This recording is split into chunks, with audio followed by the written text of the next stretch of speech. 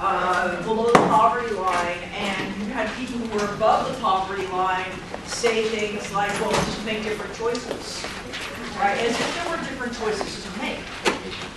So one of the things I learned when I was a college student was that not having money costs me money. Right, so you get a parking ticket that you can't pay. You don't pay it. And then you get the next thing that says, now you have a fee on top of your fee. Well, you don't pay that either, because you didn't suddenly start sprouting money out of your ass in the meantime, right? And then you get arrested, or someone got arrested.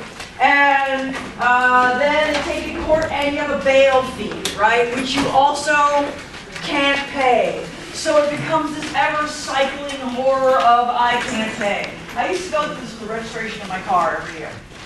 Every year I'd have to pay registration. Every year I couldn't pay the registration. I also had parking tickets and all those things. And every year I'd get tickets for the registration. And every year I'd have a failure to appear. And every year I lived in fear because I didn't have the money necessary to deal with the problem. And the way my parents described it was that I was maybe lazy, or like somehow I wasn't working hard enough, or I was making bad choices with my money because I had developed this culture of poverty. And I was like, what were the bad choices? Dad, was it eating? Was eating a bad choice? Was it trying to keep a roof over my head? Was that the bad choice? Was it spending my last $5 on gas to get to work? Was that the bad choice I made? Which one of these were the bad choices I made? I mean, all of you have experienced this, right? All of you have been at that moment where you're like, well, there's $10. I have exactly $10. And with these $10, I can do the following things. Oh, and by the way, I get paid again in 11 days, right? And I have $10 and 11 days to get through $10. Interesting math. What the hell will I do? Well, everybody's gone through it. But there are some people who will live in this condition, who will live permanently in this condition. And for those who have money, if we will, the bourgeoisie, right? They can't fathom what it's like to do this. So they assume that when you get unemployment or other government subsidies so that you can't stay alive, that it's because you're lazy or because you're dependent on it. So Oscar Lewis does this anthropological study, which is most unfortunate. And he looked at what happened among poverty-stricken populations. And he says that you get certain patterns of thoughts and worldviews that are enforced by the poverty. This is not untrue, right?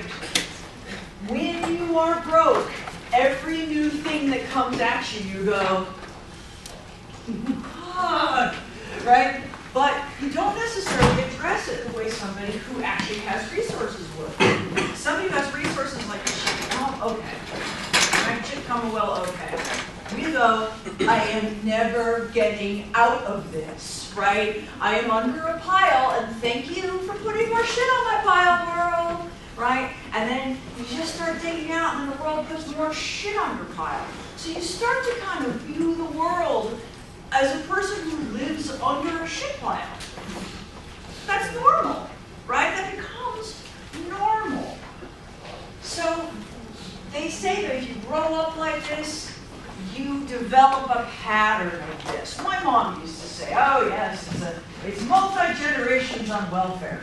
My oldest friend, the one that we've been friends with for 3, the one who married her stepbrother, her mom was on welfare, her mother had been on welfare, she was on welfare, her daughter went on welfare when she had her child.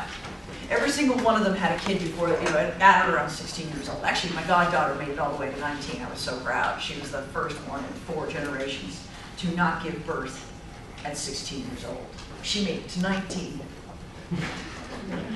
I was so mad, but I was like, oh, you're never getting out of this. And I realized the words that I was saying, I was parroting this culture of poverty, right? And I was like, what are you going to do for a living? You're going to be on welfare? Is that your plan? Babies don't shit money. So the idea is very similar to, for those this idea of habits, the habits that you get into, like class, stated. So it was supposed to be written for an academic audience, and what he was trying to get at was this view that things are always going to suck can affect the kinds of choices that you make, can affect ultimately your life opportunities. It was taken and ran with by a bunch of non-academics who didn't really understand what he was saying, and instead were like, yes, we shall declare a war on poverty. We will have, as a U.S. government, we will attack this culture of poverty. The anthropologists hated the article. The government was like, yay, this is brilliant. It's like academic support for what we already think. So this way they go, oh, well, poverty isn't an issue of the government. It isn't an issue of how we legislate, who has and who hasn't, and how we distribute, or what kind of services we provide. It's an issue of the people themselves. They themselves are to blame for their own poverty. So Patrick Moynihan, he wrote this horrible report called The Negro Family, A Case for National Action. He tried to say that the reason that most people who were African American were in poverty was because it was a cultural thing of being African American. It had nothing to do with differential access to schools or resources or prejudice. It had to do with the ideas that the families had about being poor. This keeps going. Every time you hear welfare families or people, or those people, like there was just a whole drug test people on welfare. That comes back to this idea. You're drug testing people who are on welfare because, oh, well, obviously they're on welfare because this culture of poverty, drug use, all kinds of debauchery, right? So I want you to start being very aware of those kinds of political agendas, and they remain. It started in, I guess, Lyndon Johnson declared war on poverty, just like Bush declared war, or was it Reagan declared the war on drugs. Both of those wars are good problems. So we look at infrastructure. We look at how money is distributed. This is by governments. You will find that more money is distributed to more affluent areas and less to less affluent areas. It's exactly backwards from what we would expect. And we have this cultural ideology. Remember our class idea? If you work really, really hard, you can do anything. So this idea is, well, if you're poor, you just work really, really, really hard, and you'll get out. But if you have no infrastructure, it turns out the steps to get out are there. Right? If your school is subpar, also, while you're going to school and while you're going to college, you're making network connections that will aid you in the rest of your life. Remember, if you wanted to date a doctor, you got to hang out where they live, right? So those kinds of things, what my stepmom used to say, date a doctor, go hang out in hospitals. Because they weren't going to be where I lived. I lived in Hollywood. When I was at the worst of my poverty-stricken life, was the worst. I was 19, I shall never forget this. I was 19, I lived on, just off of Western and Sunset Boulevard. And yeah, really nice neighborhood. Not at all. At night, I would climb into my bathtub because the gunfire through the air was such a constant state that I was convinced that I was going to die that way. My rent was $600 a month, and I made $580 a month. You can do the math. I was a little short. Forever. I had a car, but I couldn't drive it because I couldn't put gas in it. And I lived entirely off of Top Ramen. As you might imagine, I developed dental problems, other health problems, because as it turns out, Top Ramen isn't really food. I tried to make it food. God, did I try to make it food. I remember being so excited when a friend of mine gave me a can of peanut butter, like a jar of peanut butter. I actually cried. And I lived with roaches. Oh, so many roaches. It was just terrifying. And my parents were like, well, that's what you get. You know what I got it for? That's what I got for? Because I had dropped out of college. We've all been punished for dropping out of college then. Well, I dropped out of college because I didn't have the gas to get to college. Right? And I couldn't get to work because I didn't have the gas to get to work. And like my whole life fell apart on the spot. Everything just spiraled. It took me about 8 months of working. I think I worked 3 jobs. And after 8 months, I made just enough money to rent a U-Haul to get back to my parents' house. Like after 8 months, I still got evicted and all that other good stuff. Like it was joyous, there were police, it was not a good time. Because I don't know why I didn't want to leave, but the idea of going back to my parents seemed horrible. So all of this happened, and my parents were like, see, you worked really hard and you got yourself out of the situation. That is clearly how that turned out, right? Ultimately, I didn't have the things I needed to get myself out of trouble. I essentially had to run back to my parents, and I will admit, lucky I was that I could run back. All I had to say was, I was really, really sorry, and I wouldn't do it again. Didn't mean they were going to pay for college, but it meant that I at least had a roof. All right, at least there was a roof. No food. I had to find that, but I could find that. So, why these things seem, this big branch of inequality is largely visible in the US is actually for a couple of reasons. One is that the media really influences our ideas about what normal looks like. So most people watch about 28 hours of television each week, which by the way, don't. I'm off the television wagon. I had been on the wagon to limit my television to either on the weekend only and only once a month, but I would binge watch, or not at all. My poor kid, when we left his dad, I wouldn't even hook the television up to the antenna, let alone the cable. That was never going to happen. He didn't have it on VCR, DVD, it wasn't happening. He didn't have to watch it. I didn't want him sitting in front of television because I didn't like what the media had to say. Also, you'd be shocked how much of your time you get back. If you're spending 28 hours a week in front of the television, that's almost a job. Right? Like, when people ask me how I managed to have 3 jobs, be a single mom, and get a PhD, it was really simple. I turned my television on. Turns out you have a shit ton more time. It is shocking. I mean, how many times have you ever sat down in front of your television to watch one thing and found out there was this other thing you could also watch? Right? And now with Netflix, oh God. I just did this to myself the other day. I sat down in front of Arrow. I'm admitting it, I'm watching Arrow. I sat down in front of Arrow. I was going to watch 1 episode. And then I had grading to do, and things, plus, you know, wouldn't like a clean house one of these days. And there's laundry, and dogs needing washing, and all that had to happen. And I sat down and watched 1 episode. Then there was a cliffhanger, and I needed to watch the second. And then I wasn't sure what was happening with Thea and Merlin. It was very important that I found out what was happening. They left off. She was pointing a gun at him. I can't leave like that. Right? And then, oh my God! Slade Wilson! And then, right, and the next thing I know, how many episodes have I watched? 6. Yeah, it is now 3 a.m. and I'm looking around going, whoops. By the way, since I have turned my television back on and since having Netflix, I have gained 40 pounds.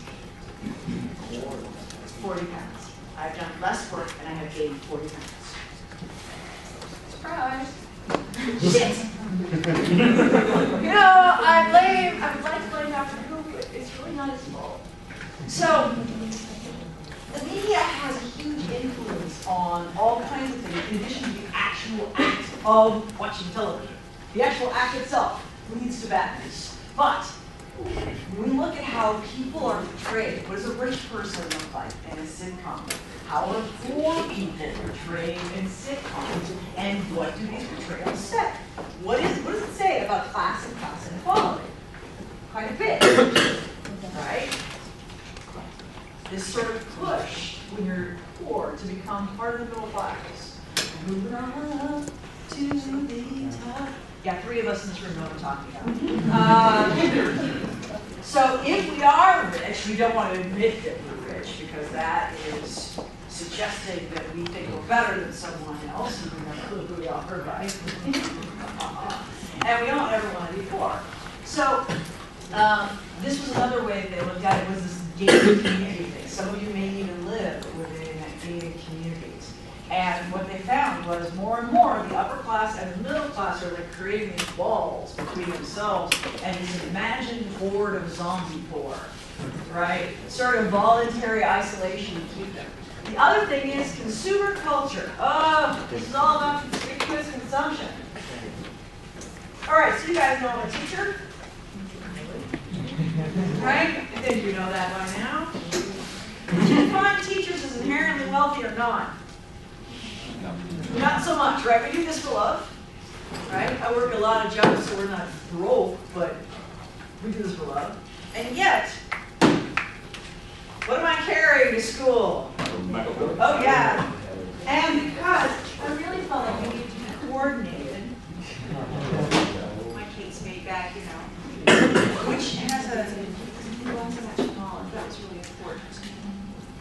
And, oh, yeah. In case someone needs my business card. Now, why do I have these things? Right? Why do I have these things? Because I'm telling you I'm not trash. Now, all of you who make under $50,000 a year, you're currently carrying all manner of conspicuous consumption. How about them telephones? How about them iPads and those iPad minis? How about your car? I parked today next to a Mercedes in the student lot. And I was like, you son of a bitch! That is so not fair, right? And look at the labels of the clothes that you're wearing. Half of my girl students are running around still wearing Tiffany, and it's like, oh, gimme. I would have that. When we get married, as a sign of his affection, we must be given a large permanent rock. I married a poor boy. You will note that is not reflected in my hand, right? Well, that's actually because reduce, reuse, recycle. I took the engagement ring from the previous marriage, the guy that didn't, not marriage, the guy that didn't make it to the altar, that ditched me beforehand. He gave me a nice ring. So I had that melted down. And now I have a beautiful ring because I married the poor boy, but I love the diamond from the rich one. So I keep that. And as it turns out, my husband was really fine with it because he was like, well, okay, it's recycling. Good man, good man. But why I needed a big rock? I was like, oh, baby, because what he planned to give me, cute little sweetheart, isn't it lovely? It's lovely. How old am I? If we were 19 years old and getting married, I'd be like, oh, yeah. We got married poor and young. And I was like, no, you are marrying me while you're poor and young. Right? Conspicuous consumption. We're all doing it. Right? Your iPhones. You're carrying $600 fucking phones. And you make no money. How much money are you paying them every month just to run the goddamn thing? Right, I know, oh God. And yet you consider this a necessary expense. You could have a phone that was just a flip phone. I know, flip phone, what? You could. You could have a phone that was a flip phone, but you don't want to do that because it's about the appearance of class, right? It's about not looking like you're trash. Your labels on things, DKNY, right? And what are these? Coach. Where do we get our conspicuous consumption, though? In all well, most of us are poor, we do it out, right? And the rich have figured this out, and they've stopped carrying the things that we think of as fancy. Turns out fancy people have Coach and Kate Spade. In fact, the President of the United States, his wife, she shops at LL Bean and Target, and she dresses her kids in Kate Spade to tell you this is ordinary. Ah, she's actually avoiding the conspicuous consumption. because it's all about class. All right, so we have this, he says, with apologies to Maslow there. The hierarchy of needs, right? We have this, we do this backwards. We don't use what we have, we use it for a minute. If it gets annoying, we throw it out, we get a new thing. Sometimes we borrow from friends, but what you should really be doing is making, buying used, and recycling, but that doesn't fit in with our ideas. If your parents bought your clothes at a thrift store and you didn't ask them to because you weren't having a statement, right? Gothic thrift stores was the cool thing. But if you weren't doing that and you got somebody else's clothes or you never got new clothes, how'd you feel about it? It sucked, right? It wasn't cool. You know, I love this statement. We buy things we don't need with money we don't have to impress people we don't like. Because really, those Coach bags, that isn't so my husband loves me or my best friend loves me. It's so that when some stranger-ass person walks down the street, they go, oh, style. How crazy is that? All right. So, now, caste is the last thing we're going to talk about before we jump into the stuff we're actually supposed to be talking about this week. Caste is a level of social stratification that you're born into, and it's fixed. There is no pulling yourself up by your bootstraps. You are born into it. It's seen as, yeah, there is upward mobility, but it's very different from the way we do it. And real upward mobility, you can't go from one caste to another. Now, for the most part, it's been outlawed in India, but it still shows up. I had the great pleasure of knowing the chief medical examiner of Los Angeles County Coroner. He has a very long and complicated name, so he uses his first name instead, which is Lakshmanan. And Lakshmanan was the medical examiner. You guys saw him during the OJ trials, if you've ever seen, like, back to those times. Most of you weren't born when they happened. Spencer was born during them. And the OJ trials were there, and no, shocking, they weren't born when they happened. So there was this chief medical examiner, and he was a really nice guy. He came out to talk to me and at the time my professor, and we had lunch, and another guy shows up, and he was from India, Lakshmanan's from India, and they sat down at the table for a second. The two of them exchanged some words in Hindi, and then Lakshmanan said, oh, I'm so sorry, I forgot I had a previous engagement, and he left. We know he didn't forget he had a previous engagement. He didn't drive from Los Angeles to Fullerton to tell us he had a previous engagement. The reason he wouldn't sit there was because the other fellow was from a caste below him. He could not eat with him. Actually, 2 castes below him. He could not eat with him. And he kept to that, which I thought was kind of amazing because by the very nature of our work, the kind of work we do is the work of the Shudra. This is not the bottomist was so very close to the bottomists, right? Touching the dead, that is forbidden, and we all touch the dead, but because he was Brahmin, he didn't see his class as having any kind of, his caste as having any kind of ability, and he stuck to it. So, here you have on the top, you have the Brahmins, and you have the Kshatriyas, and you have the Vaishyas, sorry. The Shudras and the Untouchables. The Untouchables is a life cycle, if you will. Life's a picture when you die, life's a picture when you die, life's a picture when you die, over and over and over again. So these people have jobs, priests and warriors, and each one is actually supposed to go through several of these cycles during their lifetime. So it's based out of the Hindu Upanishads and sort of reinforced by the Mahabharata, so all the sacred texts have the justifications for this.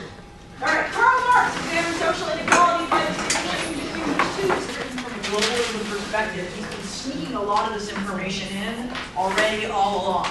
So it's not as if they're coming at this completely like, hey, this is brand new. But we're going to turbo through this. So, this idea of the global economy. as a U.S. economy, we are not in a vacuum, right? We are part of a larger global economy.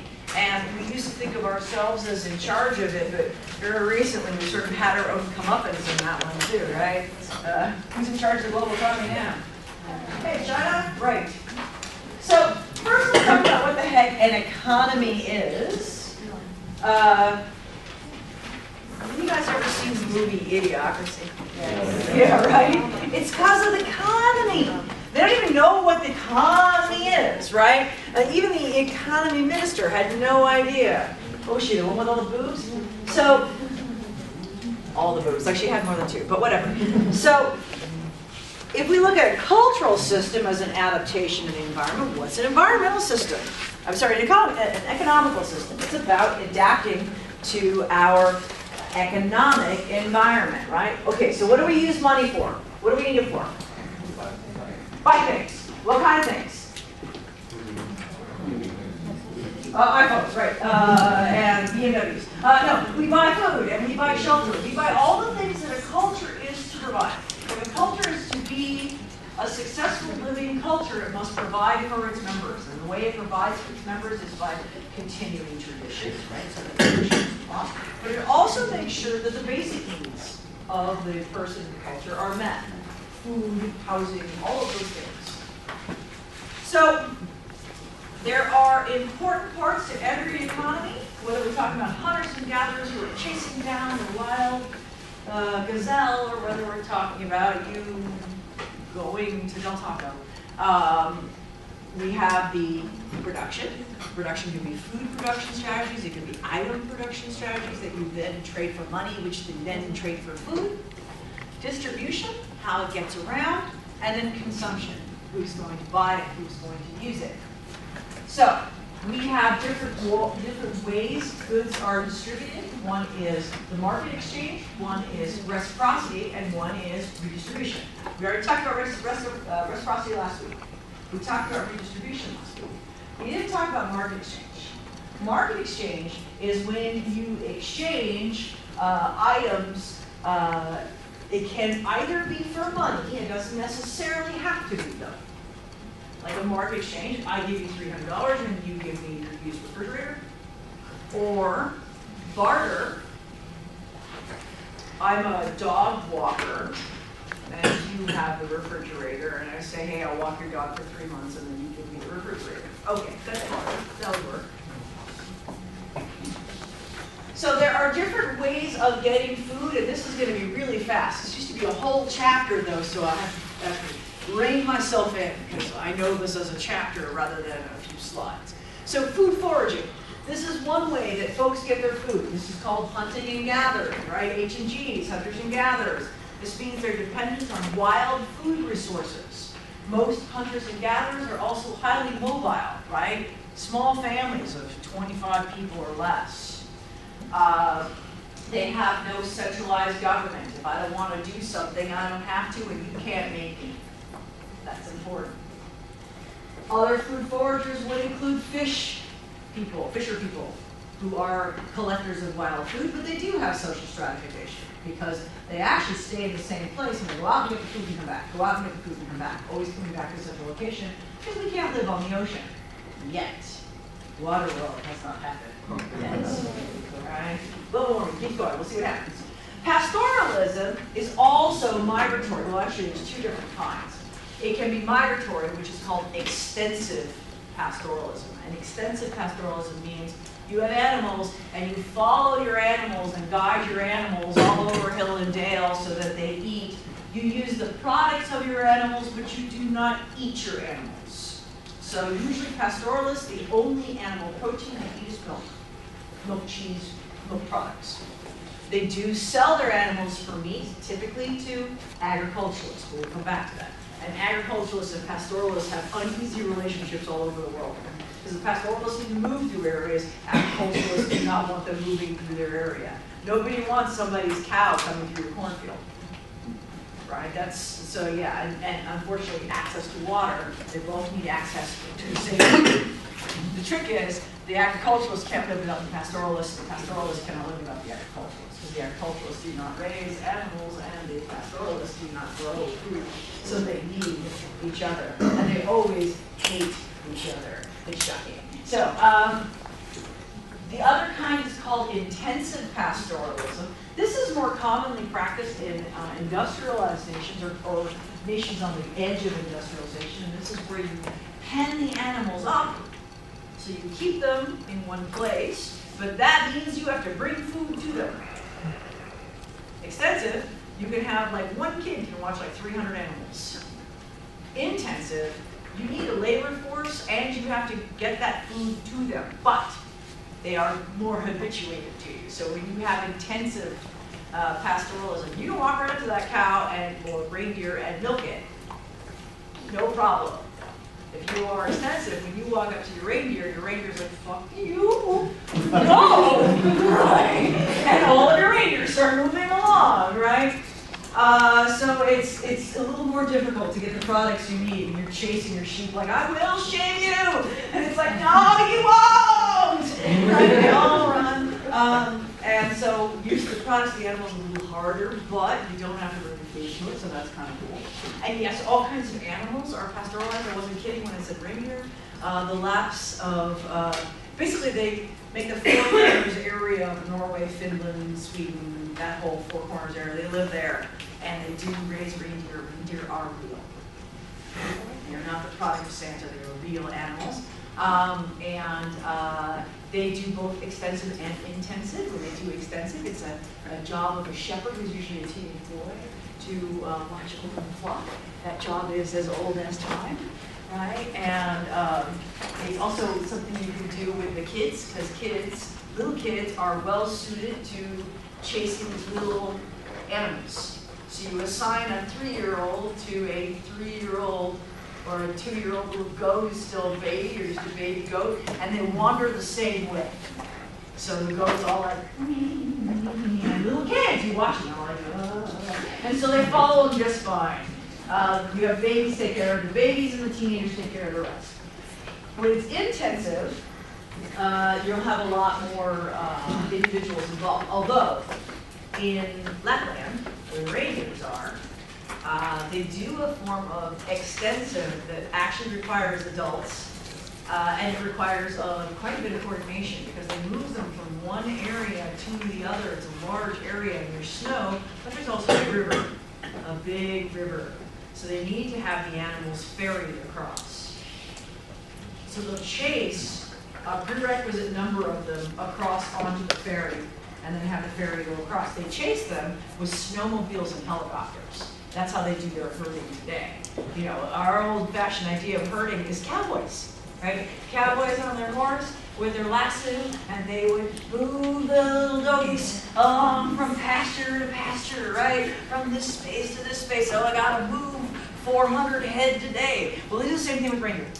But instead of being on the back of horses, little caballeros, it's not happening. They fly helicopters and buzz them. So when they aren't moving fast enough, they just go, and then everybody goes, because helicopters are scary. Okay. Horticulture is raising plants, but you're raising plants, it's not quite agriculture. You aren't fertilizing, and you aren't, and that's it for that one. You aren't fertilizing, you aren't irrigating. You are depending on sort of natural forms to make sure that your irrigation occurs. You also do a form of fertilization, but it's unconscious. You may do something called slash and burn, which is you use a field, when the field starts getting less productive, you cut everything down. No, actually, you leave it alone. You go away from it. And then you move to the next space. And you do the same thing, and then about 3-4 years, you move to the next space. And you do the same thing, about 3-4 years, you return to the first space. When you return to the first space, you slash it all down, let it dry, set it on fire.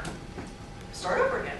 And that's actually a form of fertilization, it's just not intentional fertilization. The problem is you need a lot of land to do that, and you end up with these sort of very complex relationships that develop between villages and particular chiefdoms when you have horticulture, usually horticulture chiefdoms.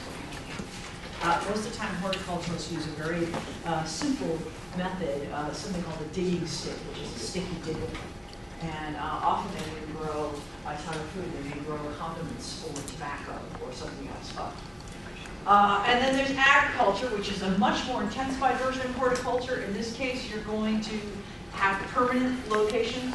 You stay in the same place, which means you have to fertilize it and you have to water it. And almost always government follows. Because as soon as you have water and a whole bunch of people live together, you have to have someone to manage the water rights. Always, always, always. And industrialized agriculture, that's what we know. With these mass production, where you have, tractors that can sow, hoe, and row, 12 rows at a time. Whole, these whole big mechanisms, mechanized ways of farming. Okay, so you already know this. This is what a food forager may look like. One thing I should tell you about food foraging is that it sounds hard, right? You're hunting and gathering all the livelong day. Well, it turns out you're only hunting and gathering a little bit of the livelong day. Hunters and gatherers have the shortest work week of anybody. We sometimes call them the original affluent people because they work about 19 hours a week. And that satisfies all of their needs. They usually have far better nutrition than we do. You already talked about optimal foraging theory. If I hunt, I'll only give to other good hunters if their hunt fails. All right, horticulture, we're going to have absence of permanently cultivated fields. That means we're moved from space to space to space. Oh, there's one form of horticulture I put with. We met the Polynesians who basically said they were the laziest people on the planet. And the reason he thought so was because he never saw them growing anything. He just saw them eating things. Well, what they do is they'll have breadfruit trees or bananas or any of those kinds of long-growing tree crops, and once planted, they can harvest for 50 to 100 years. So you plant these trees, and then occasionally you go by and eat them a little bit. And you've got food, literally growing on trees. You're of course going to have to supplement that with protein of some kind, like fish or something. Is usually what you supplement with.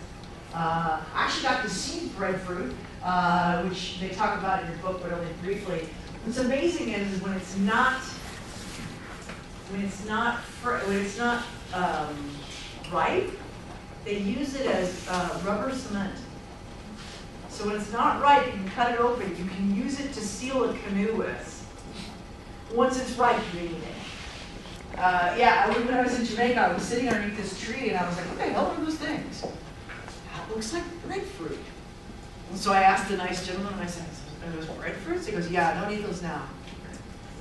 And I said, oh, it's too bad. I really want to taste breadfruit. He says, have you had bread? I said, I have. He says, you had breadfruit. I said, okay, what does it look like inside? And so he basically shooted up the tree, came back down, and cut open this breadfruit for me. And then I got my fingers in it, and I started laughing, and I had such a good time. Which, of course, caused all of the locals to be like, crazy white woman has just lost her shit over an unripe breadfruit. And I was like, you don't understand. I've been teaching about breadfruits for 20 years. I finally touched a breadfruit. Do you eat these? And they were like, no, I don't think I can help it. So,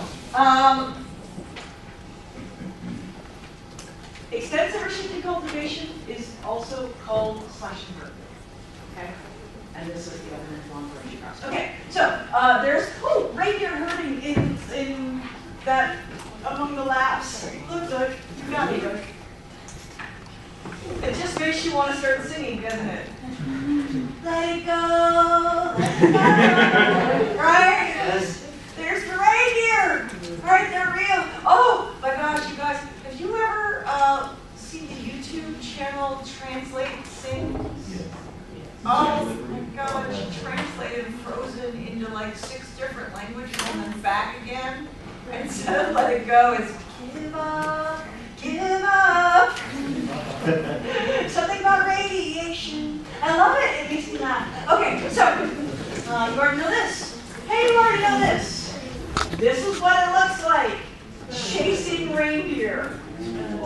Right? Wow.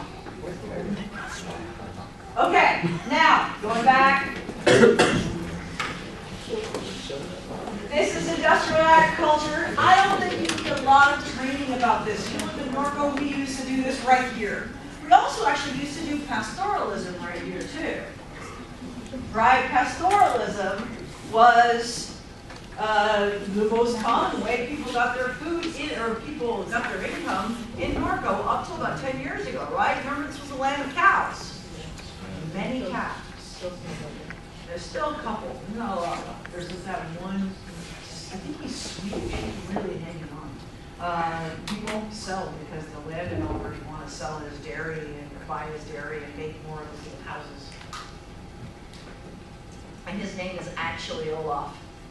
It makes me laugh every time. This means that you're going to be putting pesticides on your crop, often having genetically modified crops, right? This is all about industrial production. Market exchange, we already talked about bringing business together for sale or exchange. We know that we've been doing this for a very, very long time. We have done this market or barter economy before we had a moneyed economy. And then once we have a moneyed economy, things change. Things that could be money. It just has to, we just all have to agree that it's money. Which is why Bitcoin worked. Because we had to agree that it had value, that it was money. At one point, money included teeth. People used teeth for money. The rule about something being money is it must be fungible. Fungible means I have to be able to exchange it for something else. Right? That's fungible. It must be divisible. I have to be able to give back change, essentially, or give you half of it. So that's divisible. It has to be durable. This was the problem with salt. Salt can wash away, right? So, and it has to be recognizable. Everyone has to agree that it's money. If I handed you a diamond right now, you'd be like, woohoo, right? Because we all still agree that that's money. Here's the funny thing, I don't know if you know this, but diamonds are not rare. We just made a market out of them, thank you to beers. They're actually super common. You find all over the place. We use them for needles on record players, for crying out loud. That should have told you how not rare they are. But nonetheless, whatever. Redistribution, remember we already talked about this, right? So it's just a review, collection by a central authority, and then redistributed amongst other folks. And where we have a problem is in the inequality of redistribution. Horticulture is defined as 1, food production involving domestication of animals. 2, cultivation involving permanent cultivars for over 2,000 years, going through Asia, the Middle East, Europe, and Africa. When Columbus, that jerk, stumbled upon the New World, which we of course already told you, he didn't know where he was going, and when he got back, he didn't know where he had been. He was looking for a trade route to China, not knowing there was a new world. He wanted to do this to improve Europe's access to China, so if he could either have cheaper access or bypass the entire Middle East, so much the better. This is where he went. Europe already had, as European descendants sort of, we already had a relationship with China. And that relationship with China was all about spices and goods, right? Because when you develop a good, if someone far away develops a good and you like it, you import it as a luxury, right? Importing it as a luxury means there's a lot of costs involved, but people are willing to make that trip, right? Because they're going to make some money on the other end. There were a lot of economic resources to be found once Columbus had done his deal. There were silver mines in Mexico and the Americas. There was all kinds of precious metals, although they really wanted gold, right? You've all seen the road to El Dorado, right? We should. It's so sad. Once they found gold in Peru, the Spaniards could not be stopped. They were like, we'll just keep going back and forth and get all the gold. So this creates these long-term trade routes. How did it happen? How did the Europeans end up taking over the Americans? They were Americans? German guns and steel, right? That's what it was really about. Was first of all, they had guns. So they had military superiority and technological superiority, but what they also had were germs. Oh, good heavens. They wiped out whole peoples without even trying. This actually increased their feelings of superiority. Frankly, if I went to a village and I killed people with my presence, I would have a horrific guilt. I would think I was a monster of some kind. But instead, they were like, no, poof, we are magical. Our sheer presence here has reduced you to rubble. Yeah, because you got a childhood disease that you survived and then you brought it. So smallpox and measles, well, they did kill in Europe. Lots of kids got them and survived them. But that didn't mean that they weren't able to still give them, which they did. All the time. We also have a bunch of other diseases which we don't really talk about a lot in terms of exchanges, and those would be the STDs. The Europeans brought a type of syphilis with them, and they took back a type of leprosy, and a different type of syphilis too, actually. We kind of traded STDs. What was funny was that when they came back and they started spreading those STDs through Europe, the sailors, the STDs were always called by the other guy's name. So if you were English, it was the French disease, and if you were French, it was the Italian disease, and if you were a Spaniard, it was called Neapolitan bone ache. Neapolitan, it was everybody's problem. The French, the English, and the Italians had given it to them, so it was Neapolitan bone ache. Syphilis, good times. I blame the Spaniards for a lot of things, but the spread of syphilis is probably the thing that was definitely pointing right to you. So, because of their contact, they find both of the continents basically largely depopulated because they killed them. And so they took a whole bunch of stuff and they gained enormous wealth. And then, of course, the Europeans and the Americas, by gaining this enormous wealth, gained dominance over China, which they have now taken back. But boy, did that take a long time. It was a 400-year thing. However, they also took it back from each other. So there were periods of dominance between different cultures within the European communities, we now call the EU. They wouldn't have ever dreamed of there being an EU. The Spaniards hated the Spanish. The Spaniards hated the English hated the Spaniards, the English hated the French hated the English hated the Spaniards. And then, yeah, that was basically what was constantly happening. And actually, probably the person who did the most to change their country's status was Queen Elizabeth I. I have to say, I hold her in high esteem. She may not have even been a her, but I hold her in high esteem. There's some suspicion she may have actually been a boy. And the reason the suspicion is it's possible that Queen Elizabeth, the child, actually did die of a fever that she had. We know she had the fever, but she may have died of it, and the nursemaid, knowing that King Henry had almost never seen his kid, when required to produce the child, may have produced the nearest red-headed child, which would have been male. So it's possible. So there may be a reason she never married. That you have to tell. The other possibility is that she was in fact female, which I like this idea much better than male saying, no, she thought it wasn't even a girl after all, because what she did was amazing. She took England from being a backwater country and she arranged her potential marriage first with Philip of Spain, who was technically her cousin, and she agreed to marry him. She also agreed to marry the King of France, and she didn't end up marrying either of them, and they couldn't go to war with them, but they gave her a bunch of stuff in the meantime. And they couldn't go to war with her because she said, I've chosen, instead of either of you as a husband, I've chosen to marry God. Oh, who can say anything when your competitor's God? That would be bad, right? So she did that, and she had a mighty, mighty group of privateers, including Sir Francis Drake, who was truly actually a bad man, but kind of a rascal of his own variety. And what he used to do is he would come to the Americas Mostly actually on the East Coast, even though we have a city named after him. What is that city? You may know, because his name was Sir Francis Drake. San Francisco, Sir Francis Drake, right? He hits this point that we now call San Francisco, and actually Brady County, Golden Gate Bridge. But he was also on the east coast of what we consider the U.S. He was quite the rakish soul, basically plundering St. Augustine twice. They built a wall around the city so they couldn't come back and sack the city. He sacked the city again. They built a bigger wall. He came back and set the city on fire. Hey, he was quite the guy. But there was all kinds of pirating happening at the time.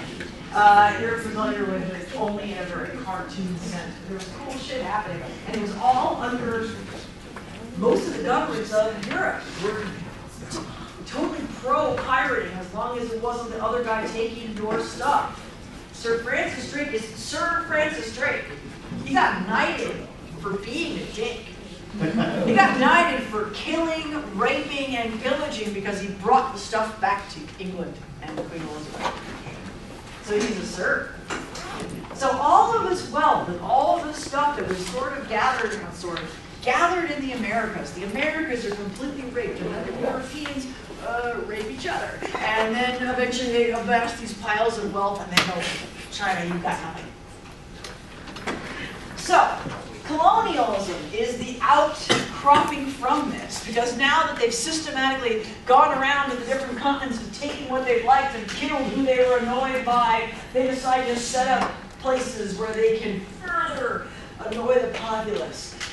Britain sets up camp all kinds of places. You're at least colloquially familiar with this. Remember Pirates of the Caribbean?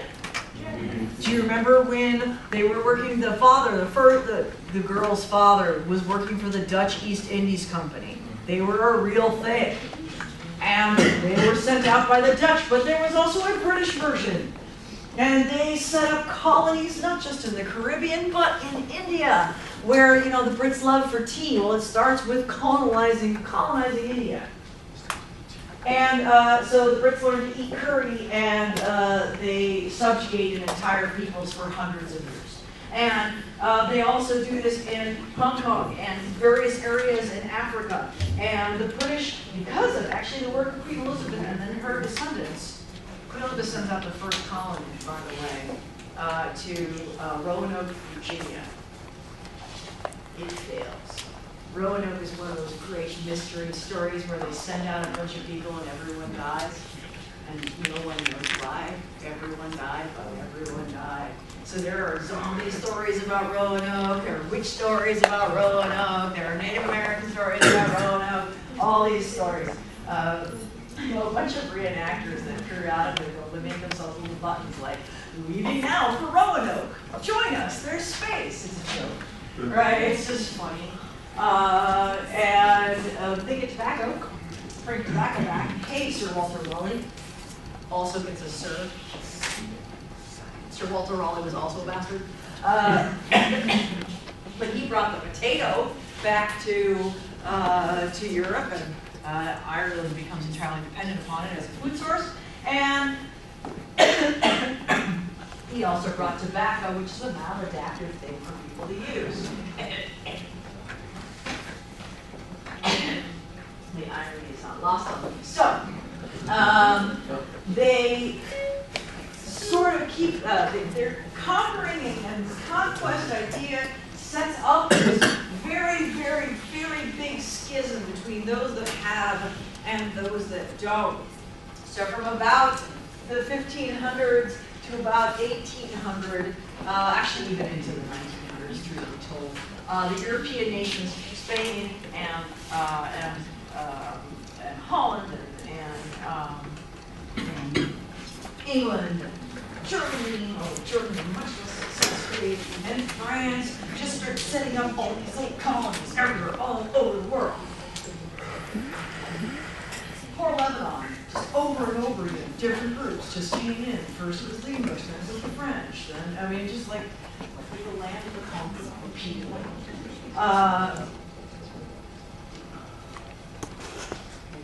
The colonists, the people who create these colonies sort of redraw the map of the world in their own favor, right? How much of it belongs?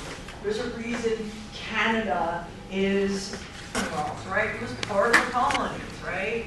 Okay, so this is not entirely unfamiliar to us because we are the result of that colonization. This nation is the result of that colonization effort. Or people stuck on the Mayflower, sent over. You know, we're about to celebrate that, right? We celebrate this in Thanksgiving, which actually has nothing to do with the Pilgrims, but we do this anyway. And we talk about the Pilgrims. When you think of Pilgrim, you think of those little black dresses and the little white hats and the little pointy black hats and the big buckles and turkeys, right? They were religious pilgrims. When I say religious pilgrims, now you're thinking like the Wailing Wall of Israel, possibly going to Mecca. That's what they were doing. Do you know that the pilgrims who were our first real settlers got on that boat because they were too extreme for the people who already birthed witches? Right? The Puritans were considered an extreme form of Christianity. They were too strict for Oliver Cromwell. This is a man who burned his own daughter as a witch. So our country was founded by religious fundamentalists, extremist religious fundamentalists. And we think of them as adorable, people with turkeys. And then we wonder, why is our country like this? Our founding fathers wouldn't have that. Not the guys that came later, no, they wouldn't have. They were like, because the people who colonized before, they were like, whoa, those people are too far. And that's who we're celebrating in those cute little hats, was a bunch of religious fundamentalists who were too fundamental for a dude who burned his own daughter. Happy History Month. Okay, so basically they hold the power. They stack the deck in their favor. All the people that they conquer, they consider conquered. They are slaves. They are lower than the low. No one is lower than them, which sets up this totally skewed economic balance of power. This is the triangle trade. It's this idea of going between European ships between Europe, Africa, the Americas, and back to Europe. They prosper tremendously from this trade. Some of it includes not only goods, but people. Now, we start relying during the 18th century more and more on mechanization, especially the steamship. There's a reason steam was so very, very powerful. Burning coal. All of this changes how Europe starts doing business. We need cheap raw materials. We need timber. We need coal. Where do we get that? Well, not here. We'll go get that from the Americas. We'll go get that from Africa, further creating this giant schism. We also need some unskilled labor. Hey, labor is expensive. Not if you steal them. So the goal of the colonists was to get as much out of the colonies to make themselves rich in the places that they used to live. Cotton, fine example, produced in huge quantities in the United States on plantations, required slave labor to do it, and in India. It gets shipped back, it gets processed in factories, and then weirdly then shipped back off into the colonies for sale. Right? Cotton saris and cotton shirts and those things. The state boundaries, things move during the colonial era, and we start dividing the globe up to settle a competition between the French and the Spanish and English and the Germans and all of those folks who are currently all over the place. So the Europeans become ever more greedy, and they keep laying out new colonies. If you've ever been to the Bahamas, you know, part of them will still belong to the Dutch. Part of them still belong to the English. Haiti belonged to the French. Well, right up until there was the first sort of successful slave rebellion that ever happened, where the slaves actually overthrew their colonial masters and took it back. Only successful slave rebellion you've ever seen, but it happened. And that was in Haiti and the Dominican Republic. Essentially everything in the Dominican Republic stays in the hands of Spain for a very long time. For those reasons, those areas either have French or Dutch names. All right. Most of the time when there was a conflict, it was handled through diplomatic channels. It was a conflict between European nations. When the conflicts were not handled, who did they use as soldiers? The locals, right? They used the locals as soldiers. There are quaint, cute stories in Victorian literature, Rudyard Kipling and those, about the Punjabi, who were considered some of the fiercest of fighters that you could co-opt as a British soldier to fight the battles for you. They were fierce. They usually didn't consider how local people looked at nationality and looked at ethnicity, and they just divided it up their own way. So, what becomes the United States? Becomes the United States because we get very, very, very pissed at our colonial negotiators. On December 16th, 1773,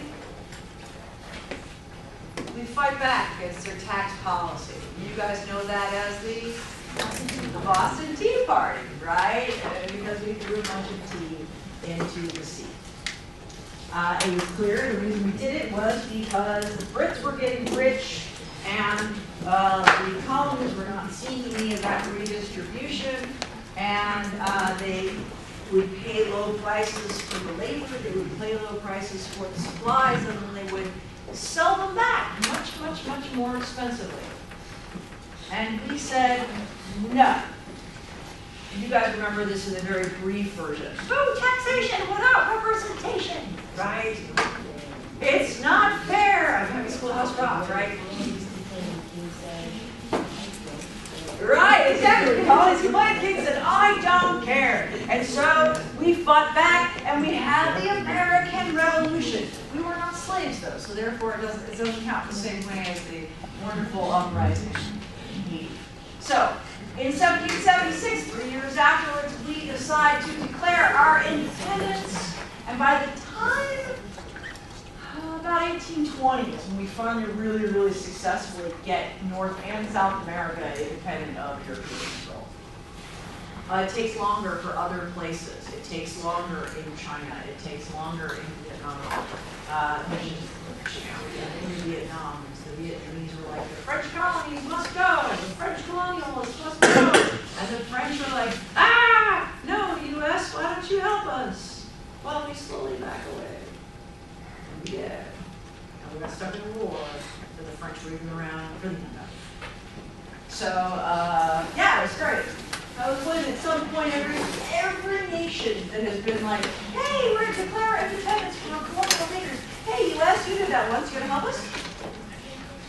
Or was like, well, we are pretty good at it. All right. Usually after a nation declares their independence, they get a lot of economic growth because of what was happening before, where the colonies were getting billed for their raw resources and then having to buy it back expensively. Well, now they have the raw resources, so they're going to, if they can find a way to process them, they start producing their own raw materials. But not quite everybody rebounded as quickly. The U.S. did really well, but not a lot of other places. Remember that middle part?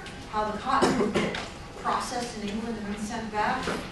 They didn't have the processing machines. And so you start having this stumbling block in economic growth. And so you have to borrow money. And they borrow money from places like the World Bank Fund and the World Monetary Fund. And they have to borrow money. So what happens when you borrow money? You get into debt. Right? When you get into debt, what happens? More debt. More debt. And then what happens? Yeah, you just keep going down the rabbit hole. Remember when we started this conversation?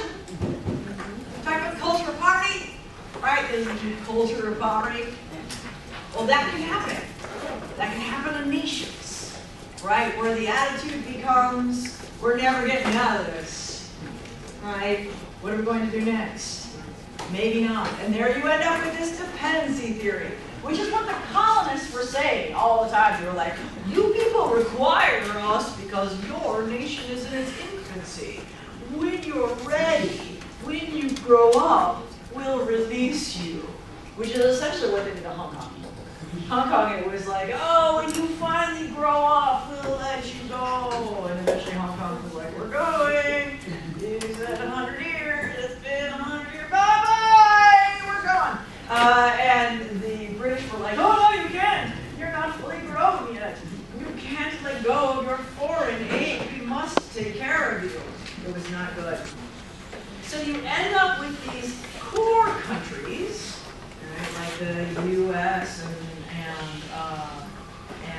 other European countries, and you end up with these core countries that are peripheral countries. They're usually the places where the stuff comes from. Now, who's going to try to control peripheral countries? Core countries, right? What happens if you have a core country with a lot of raw materials who can take care of themselves, like that? Especially that raw material is oil. So here you have these core areas of the world. You have the NAFTA area, which includes Canada, you know, the U.S.'s hat. It also includes Mexico, the U.S.'s beard, and it is not necessarily the greatest system to be in. Go ahead and pass your card over the end. Ireland and the Brits. The Brits are looking at kissing the EU goodbye.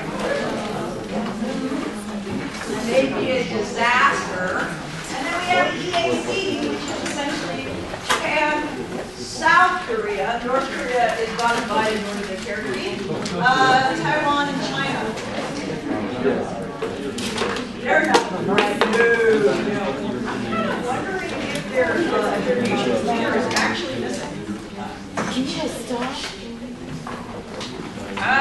Something else happened. Better work. Fix it.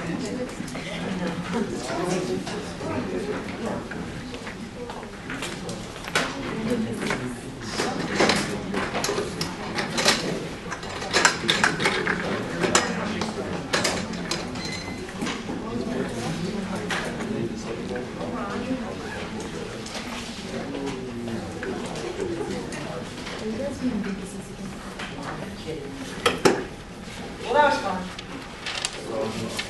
Yeah? Turn it!